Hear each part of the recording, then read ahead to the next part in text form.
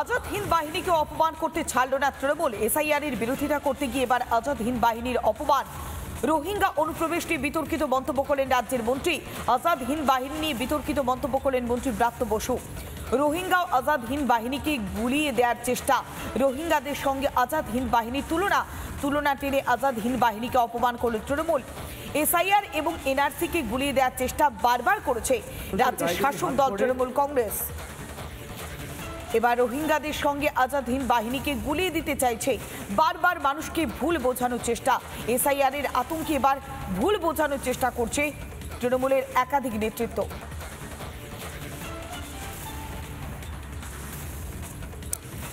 আজাদ হিন্দ বাহিনীকে অপমান করতে ছাড়ছে না তৃণমূল।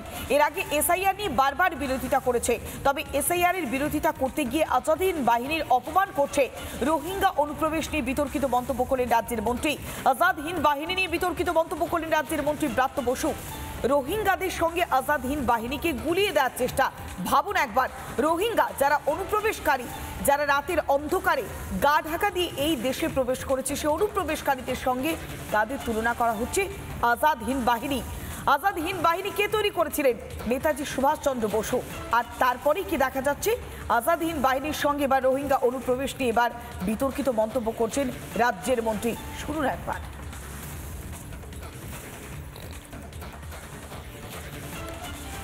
এসআইআর যে আপনাদের বলি, মায়ানমার থেকে যদি রোহিঙ্গারা এখানে ঢোকে, আমার নেতা অভিষেক বন্দ্যোপাধ্যায় পরিষ্কার দেখিয়েছেন, তার মধ্যে ভুলে যাবেন না মায়ানমার মানে বার্মা থেকে ওই রাস্তা, কলকাতা আসার রাস্তা, পশ্চিমবঙ্গ, এই রাস্তা হচ্ছে আজাদ হিন্দ ফৌজ আসার রাস্তা। সেই রাস্তাকে বিদ্রুপ করছে বিজেপি। আর আমি মনে করি যে অভিষেক বন্দ্যোপাধ্যায় যেটা বলেছেন যে ওই 4টে জেলায় কেন ওই 4টে রাজ্যে কেন এসআইআর হবে না, খালি বাংলায় হবে ভোটের দিকে তাকিয়ে, এটা বিজেপির এই রাজনীতি ঠিক নয়। শুনলেন তো কোট আনকোট কি নির্লজ্জ সাফাই দিচ্ছেন রাজ্যের মন্ত্রী ব্রাত্য বসু। তিনি কি বলছেন না, বার্মা, রোহিঙ্গারা কোথা থেকে আসে? মায়ানমার, যা আগে ছিল বার্মা, সেই বার্মা থেকে আজাদ হিন্দ বাহিনী আসার রাস্তা।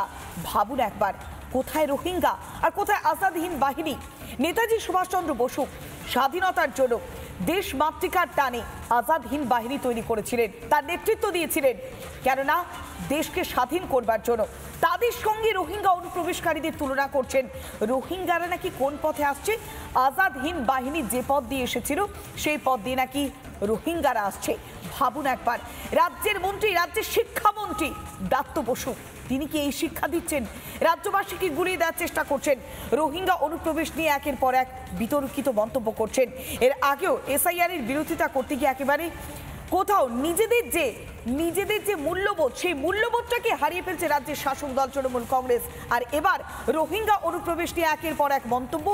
আজাদ হিন্দ বাহিনী নিয়ে বিতর্কিত মন্তব্য করলেন মন্ত্রী ব্রাত্য বসু। শুধুমাত্র ব্রাত্য বসু নয়, তালিকাটা কিন্তু দীর্ঘ। আমরা যদি একটু অতীতের দিকে যাই, 28শে অক্টোবর অভিষেক বন্দ্যোপাধ্যায় তিনি কি বলেছিলেন একবার শুনুন। 5টা রাজ্য বর্ডার শেয়ার করছে বাংলাদেশের সাথে, পশ্চিমবাংলার সাথে সাথে মেঘালয়, আসাম, ত্রিপুরা, মিজোরাম, 4টে রাজ্যেতেই এসআইআর হচ্ছে না। এবং তারা বলছে বাংলায় বাংলাদেশি রয়েছে। বার্মা বা মায়ানমার থেকে যারা আসে তাদেরকে বলে রোহিঙ্গা। বিজেপির নেতারা বলতো 1 কোটি রোহিঙ্গা রয়েছে নাকি বাংলায়। মায়ানমার বেঙ্গলের সাথে বর্ডার শেয়ার করে না। যাদেরকে তথাকথিত রোহিঙ্গা বলা হয়, সেই রোহিঙ্গা যদি প্রবেশ করে দেশে, তাহলে হয় মিজোরাম দিয়ে করবে, নইলে মণিপুর দিয়ে করবে, নইলে নাগাল্যান্ড দিয়ে করবে, না হলে অরুণাচল প্রদেশ দিয়ে করবে। 4টে রাজ্যের মধ্যে একটা রাজ্যেও এসআইআর হচ্ছে না। তাহলে নির্বাচন কমিশনের উদ্দেশ্য, লক্ষ্য কি? আমার প্রশ্ন। শুনলেন তো তৃণমূল কংগ্রেসের সেকেন্ড ইন কমান্ড, তৃণমূল কংগ্রেসের সর্বভারতীয় সাধারণ সম্পাদক অভিষেক ব্যানার্জির কথা। তিনি কি বলছেন? সরাসরি মায়ানমারের সঙ্গে বাংলার বর্ডার শেয়ার করছে না। যে রাজ্যগুলির সঙ্গে বর্ডার শেয়ার করছে সেই রাজ্যগুলোতে এসআইআর হচ্ছে না। কিন্তু এখানেই প্রশ্ন, যখন একের পর এক অনুপ্রবেশকারী ধরা পড়ছে, যখন তালিকায় দেখা যাচ্ছে বিস্তর পার্থক্য, তারপর এসআইআর করতে সমস্যা কোথায়? যে কোনো জায়গা থেকে যদি রোহিঙ্গারা আসে, তাদের যদি চিহ্নিত করা হয়, তাদের যদি ভোটার তালিকা থেকে উপড়ে ফেলা হয়, তাদের যদি রাজ্য থেকে দুরস্ত করা হয়, তাহলে রাজ্যের শাসক দলের সমস্যা কোন জায়গায়? এখানে উঠছে একের পর এক প্রশ্ন। আজাদ হিন্দ বাহিনীকে অপমান করছে কে? না তৃণমূল কংগ্রেসের মন্ত্রী, রাজ্যের শিক্ষামন্ত্রী ব্রাত্য বসু। তিনি কি বলছেন? রোহিঙ্গারা যে পথ দিয়ে আসে একসময় বার্মা থেকে, অর্থাৎ মায়ানমার যার নাম তখনই নাম ছিল বার্মা, সেখান থেকেই নাকি আজাদ হিন্দ বাহিনী এসেছিল। আজাদ হিন্দ বাহিনী আসার রাস্তা একেবারে নির্লজ্জ সাফাই দিচ্ছে রাজ্যের মন্ত্রীরা। একদিকে এসআইআর আর তার সঙ্গে মূল্যবোধ সবটাই যেন গুলিয়ে দেওয়ার চেষ্টা। আজাদ হিন্দ বাহিনীকে অপমান করতে ছাড়ছে না তৃণমূল কংগ্রেস। নিজেদের যে সম্ভ্রম, নিজেদের যে সম্মান, সেটাও কিন্তু ভুলে যাচ্ছে। আমাদের সঙ্গে এই মুহূর্তে টেলিফোনে রয়েছেন প্রাক্তন সেনাকর্তা সব্যসাচী বাগচি। আপনাকে স্বাগত জানাব রিপাবলিক বাংলাতে। আজাদ হিন্দ বাহিনীর ভূমিকা নিশ্চয় আর নতুন করে বলতে হবে না।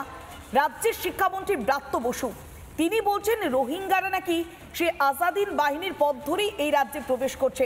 ভাবুন একবার, এই মন্তব্য করছেন রাজ্যের শিক্ষামন্ত্রী। প্রশ্ন হচ্ছে যে শুধু ডিগ্রি থাকলে আর পেশাগতভাবে কলেজে অধ্যাপনা দিয়ে শুরু করে রাজনীতির জগতে বামপন্থী হিসেবে আসার পর খুব স্বাভাবিকভাবে আর ন্যাশনালিস্টিক চিন্তাধারার একটা খামতি রয়ে গেছে। নেতাজিকে বামপন্থী চিন্তাধারার লোকেরা কোনোদিনই আর ভালো চোখে দেখেনি এবং তারা নেতাজিকে তোজোর কুকুর নামেও অভিহিত করেছিল। এটা হচ্ছে সেই ট্র্যাডিশনটা সমানে চলার। রোহিঙ্গিয়ারা ভারতীয় নয়, তারা এক ধরনের অনুপ্রবেশকারী, তারা বার্মা থেকে বিতাড়িত, তাদেরকে বাংলাদেশ নেয়নি, তাদেরকে এখানে জায়গা দেয়া সেটা হচ্ছে অন্যায়। এই সোজা কথাটা স্বীকার করতে এরা চান না, কারণ এদের কাছে দেশের থেকে আর অন্য কোনো ধরনের আদর্শবাদ, অন্য কোনো ধরনের চিন্তাধারা অনেক বড়। তাই শিক্ষামন্ত্রীর এই ধরনের উক্তি এটা শুধু নিন্দনীয় নয়, বলতে হয় ছি ছি ছি। আর শুধু এই নয়, এই ধরনের দেশদ্রোহী চিন্তাধারার কারণে আমাদের পশ্চিমবাংলাটা ক্রমাগত পিছিয়ে পড়ছে। এটা অন্যায়, এদের বিরুদ্ধে আর গণতান্ত্রিকভাবে ব্যবস্থা নেওয়া দরকার। কারণ এই ধরনের চিন্তা ভারত বিরোধী চিন্তা, এই ধরনের চিন্তাকে কোনোদিন এগিয়ে নিয়ে যাওয়া উচিত নয়। কর্নেল বাগচি, আরো একটা প্রশ্ন, যে বারবার তৃণমূল কংগ্রেস রাজ্যের শাসক দল বাঙালি অস্মিতার কথা বলে। নেতাজি সুভাষচন্দ্র বসু তার তৈরি করা আজাদ হিন্দ বাহিনী, তার সঙ্গে রোহিঙ্গা যারা অনুপ্রবেশকারী যখন তুলনা টানছে, তাহলে সব ক্ষেত্রেই গুলিয়ে দেওয়ার একটা চেষ্টা করা হচ্ছে। তাহলে মুখে বাঙালি অস্মিতার কথা বলছে, কাজে অন্যরকম হচ্ছে। তাহলে সবটাই কি একটা আইওয়াশ? রাজ্যের শাসক দল একটা যেন পট্টি পরাতে চাইছে রাজ্যবাসীকে। দেখুন, ওভার পলিটিসাইজেশনটা পশ্চিমবাংলার একটা বিমারি হয়ে দাঁড়িয়েছে, এক ধরনের অসুখ। এই ওভার পলিটিসাইজেশন সবকিছুর ক্ষেত্র বা কেন্দ্রবিন্দুতে রাজনৈতিক ক্ষমতা। এই রাজনৈতিক ক্ষমতার জন্যে যে চিন্তাধারাটা অনেক রাজনীতিবিদদের মনে আছে, সেটা হচ্ছে ছড়িয়ে ছিটিয়ে দেমা, ছড়িয়ে ছিটিয়ে এলোমেলো করে দেমা, লুটে পুটে খাই। এই লুটে পুটে খাওয়ার চিন্তাধারা নিয়ে যারা রাজনীতিকে দেখেন, যারা লুটে পুটে খাওয়ার চিন্তাধারা নিয়ে দেশটাকে শাসন করেন, তাদের কাছে এইটাই স্বাভাবিক যে সবকিছু তারা ঘুরিয়ে দেবেন, কারণ ঘোলা জলে মাছ ধরতে সুবিধা হয়। কিন্তু ওদেরও দিন প্রায় শেষ হয়ে এসছে। ভারত এবার কেন্দ্রে, অর্থাৎ বিশ্বের সমস্ত কিছুর কেন্দ্রে এবার ভারত। এটা স্বামীজির কথা, এটা বাঙালি অস্মিতার বিশ্বাস করার সত্ত্বেও আরো বড় ভারতীয় সংস্কৃতিতে বিশ্বাস করা আরেকজনের কথা। আশা করি সেই কথাগুলো আমার শিক্ষামন্ত্রী বা তার সহপার্শ্বে যারা কর্মী আছেন তারা মনে রাখবে। বেশ, অনেক ধন্যবাদ। আমরা কথা বললাম প্রাক্তন সেনাকর্তা কর্নেল সব্যসাচী বাগচির সঙ্গে। তিনি যে বিষয়টি বললেন, আমাদের সঙ্গে এই মুহূর্তে টেলিফোনে রয়েছেন প্রাক্তন সেনাকর্তা কর্নেল কুণাল ভট্টাচার্য। আপনাকে স্বাগত জানাবো রিপাবলিক বাংলাতে। কর্নেল ভট্টাচার্য, নেতাজি সুভাষচন্দ্র বসু তৈরি করা আজাদ হিন্দ বাহিনীর সঙ্গে তুলনা টানা হচ্ছে রোহিঙ্গাদের। তাহলে কি রাজ্য সরকারের মূল্যবোধটা একেবারে তলানিতে পৌঁছে গেল? একদমই তাই। মানে রোহিঙ্গিয়ারা একটা অনুপ্রবেশকারী এবং শিক্ষিত এবং তাদের এম ইন লাইফ অন্য কিছু, এবং তার সঙ্গে ব্রাত্য বসুর মতো শিক্ষামন্ত্রীর তুলনা আজাদ হিন্দ ফৌজের সঙ্গে এবং নেতাজির সঙ্গে করাটা অত্যন্ত দুর্ভাগ্যজনক, মানে লজ্জাকর বলা যায়। মানে যে দরজা দিয়ে আমরা শিক্ষিত লোকের ঢুকছি সেই দরজা দিয়েই চোরেরাও ঢোকে। তার মানে এই নয় যে শিক্ষিত ব্যক্তি আর চোরেরা একই উদ্দেশ্য নিয়ে সেই ঘরে ঢুকছে। এটা একদমই মানে উল্টোপাল্টা কম্প্যারিজন, এবং এতে ভারতের আজাদ হিন্দ ফৌজ এবং নেতাজি সম্পর্কে এটা একটা অপমানজনক কথা। আমরা কখনোই বলতে পারি না যে আজাদ হিন্দ ফৌজ ঢুকে এখানে সারা ভারতে ছড়িয়ে পড়ে নোংরা কাজকর্ম করবে, যা ভারতের আদর্শের পক্ষে বিপরীত, যেরকম রোহিঙ্গিয়ারা করছে। এটা আমার একদমই এক্সপেক্টেড ছিল না একজন ব্রাত্য বসুর মতো শিক্ষিত লোকের এই ধরনের নিকৃষ্ট ধরনের কম্প্যারিজন করা। কর্নেল ভট্টাচার্য, নেতাজি সুভাষচন্দ্র বসু তৈরি করা আজাদ হিন্দ বাহিনী, নেতাজি সুভাষচন্দ্র বসু দেশনায়ক, বাঙালির গর্ব, গোটা দেশের গর্ব, তার সঙ্গে তুলনা টানা হচ্ছে। সেক্ষেত্রে তো অপমান তো হচ্ছেই, তার সঙ্গে যে বাঙালির যে সম্মান, সেই সম্মানটাও তো ধুলোয় মিশিয়ে যাচ্ছে। একদম তাই।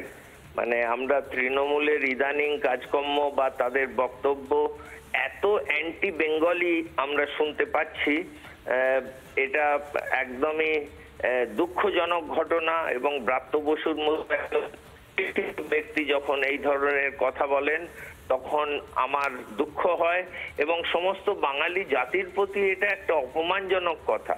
মানে নেতাজির মতো একজন দেশভক্তি লোক, যিনি ভারতকে স্বাধীন করতে বেরিয়ে এসেছিলেন মণিপুর, নাগাল্যান্ড ইত্যাদি জায়গায়, যে সেই রাস্তা দিয়ে রোহিঙ্গিয়ারা ঢুকছে। রোহিঙ্গিয়ারা ভারতকে স্বাধীন করতে আসছে না, তারা এখানে নিকৃষ্ট কাজ। অনেক অপমানের। প্রাক্তন সেনাকর্তা কর্নেল কুণাল ভট্টাচার্য আমাদের সঙ্গে ছিলেন। বারবার একটাই প্রশ্ন উঠে আসছে, আজাদ হিন্দ বাহিনী, নেতাজি সুভাষচন্দ্র বসু তৈরি করা আজাদ হিন্দ বাহিনীর সঙ্গে তুলনা টানা হচ্ছে রোহিঙ্গাদের। বার্মা থেকে নাকি আজাদ হিন্দ বাহিনী যে পথ ধরে আসতো সেই পথ ধরেই নাকি রোহিঙ্গারা অনুপ্রবেশ করছে। সত্যি রাজ্য সরকারের, রাজ্যের মন্ত্রীর এই মন্তব্যের পর নিন্দার ঝড়। যে প্রশ্নটা উঠে আসছে, একজন বাঙালি হিসেবে নেতাজিকে নিয়ে যে মন্তব্য করা হলো, দেশনায়ককে নিয়ে যে মন্তব্য করা হলো, তার তৈরি করা আজাদ হিন্দ বাহিনী নিয়ে যে মন্তব্য করা হলো, তা নিয়ে উঠছে প্রশ্ন। নানা ধরনের কন্টেন্ট দেখার জন্য লাইক করুন, শেয়ার করুন আমাদের ফেসবুক পেজ, সাবস্ক্রাইব করুন আমাদের ইউটিউব চ্যানেল। পাশাপাশি অন্যান্য ব্রেকিং নিউজের জন্য অবশ্যই চোখ রাখুন রিপাবলিক বাংলায়।